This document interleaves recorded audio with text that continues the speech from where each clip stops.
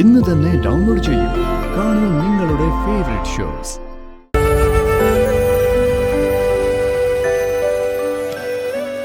താൻ എന്തിനാണ് ഇങ്ങനെ വിഷമിച്ചിരിക്കുന്നത്? വിഷമിക്കാതെ പിന്നെ എന്തൊക്കെയാ വരും നമ്മുടെ വീട്ടിൽ നടന്ന്? എല്ലാവരുടെ സ്വസ്ഥതയും പോയില്ലേ? ഓരോരുത്തർ കരുതിക്കുട്ടി ഓരോന്ന് ചെയ്താല് നമുക്ക് പിന്നെ എന്ത് ചെയ്യാൻ പറ്റൂടൂ? ഏട്ടനോട് നമ്മൾ എന്തൊക്കെ പറഞ്ഞു, അവരുടെ ജീവിതം നല്ലതായിട്ട് പോകാൻ വേണ്ടി എന്തൊക്കെ വേഷം കെട്ടിച്ചു. നമ്മൾ പറയുന്ന കേട്ട് ഏട്ടത്തെ ഏട്ടൻ സ്നേഹിക്കുകയും ചെയ്തു. എന്നിട്ട് എടോ, ഈ കാര്യത്തില് നമ്മൾ കൂടുതൽ സംസാരിക്കാതിരിക്കുന്ന നല്ലത്. സത്യം പറഞ്ഞ എന്റെ ഏട്ടനെ ചായച്ചു എന്ന് കേട്ട നിമിഷം അവളെ കൊന്നുകളയാൻ എനിക്ക് തോന്നിയത്.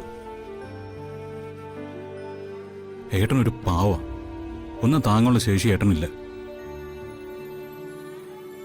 ഒറ്റയ്ക്കിരുന്ന് എത്ര തവണ നിലവിട്ട് കരയുന്നത് ഞാൻ കണ്ടിട്ടുണ്ടെന്നറിയോ? ഞാൻ അപ്പോഴെല്ലാം ചേർത്ത് പിടിക്കും. കൊച്ചു കുഞ്ഞുങ്ങളെപ്പോലെ എന്നെ നെഞ്ചി കിടന്ന് കരയും. ഏട്ടൻ വീണ്ടും നടന്നു തുടങ്ങിയപ്പോ ഈ കുടുംബം തന്നെയാണ് ഏട്ടനോടൊപ്പം എഴുന്നേറ്റ് നടന്നത്. ഏട്ടത്തിക്കിപ്പോ വല്ലാത്ത സ്നേഹമാണെന്നൊക്കെ ഏട്ടൻ എന്നോട് പറയും. പറ്റിക്കായിരുന്നില്ലേ ആ പാവത്തിന്? സ്വന്തം അനിയനുമായി കിടപ്പറ കയറി വാതിലടയ്ക്കുന്നവളെ പച്ചയ്ക്ക് കത്തിച്ച് കൊല്ലണം. വരുൺ, ഞാൻ ചെയ്ത തെറ്റായി പോയോ? എല്ലാരെയും വിളിച്ച് അറിയിക്കരുതായിരുന്നോ? എടോ, താൻ ചെയ്തതിൽ എന്താ തെറ്റ്? ഇപ്പോഴെങ്കിലും അത് അറിഞ്ഞത് ഭാഗ്യമായിട്ട് കരുതിയാൽ മതി. അല്ലെങ്കിലേ എല്ലാ കാലവും അവളേട്ടനെ വിട്ടിയാക്കുമായിരുന്നില്ലേ?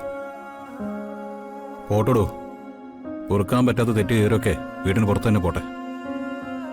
അതിന്റെ പേരിൽ ഒരു തുള്ളി കണ്ണീര് പോലും ഒരാളിൽ നിന്നും പൊടിയാൻ പാടില്ല. നമുക്കൊരു തീരുമാനം എടുക്കാൻ എളുപ്പാ, പക്ഷെ ഏട്ടനോ?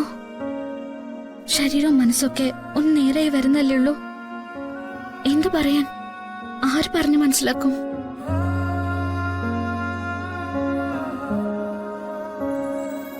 മനസ്സറിഞ്ഞ് എന്റെ ആങ്ങളയാണെന്ന് പറയുന്ന ഒരാള് എനിക്കൊന്നും ഓർക്കാൻ പറ്റുന്നില്ല വരുൺ.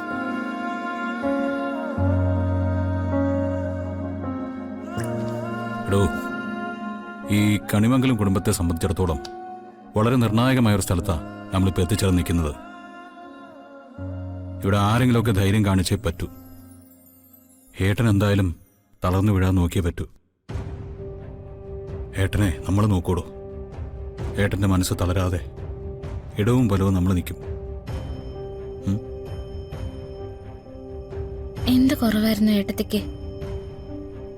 ഈ കുടുംബത്തിലെ മരുമകളെന്ന പേര് പോരെ? അതെല്ലാം മറന്ന് പലവട്ടം ഞാൻ ഉപദേശിച്ചതാ, പേടിപ്പിച്ചതാ. എന്നിട്ടും അറിഞ്ഞ നിമിഷം തന്നെ താനത് തുറന്നു പറയണമായിരുന്നു. താൻ പേടിച്ചത് ഏട്ടന്റെ മനസ്സാ, ഈ കുടുംബത്തിന്റെ അഭിമാനമാണ്. പക്ഷേ അതൊക്കെ അവൾക്ക് ഒളിക്കാനുള്ള ഇടങ്ങളായിട്ട് മാറി. എന്തായാലും അവസാനിച്ചല്ലോ, എന്നേക്കുമായിട്ടങ്ങ് തീർന്നല്ലോ. കൽപ്പന എന്ന വൃത്തി ഇനി ഈ തറവാട്ടിലുണ്ടാവില്ല.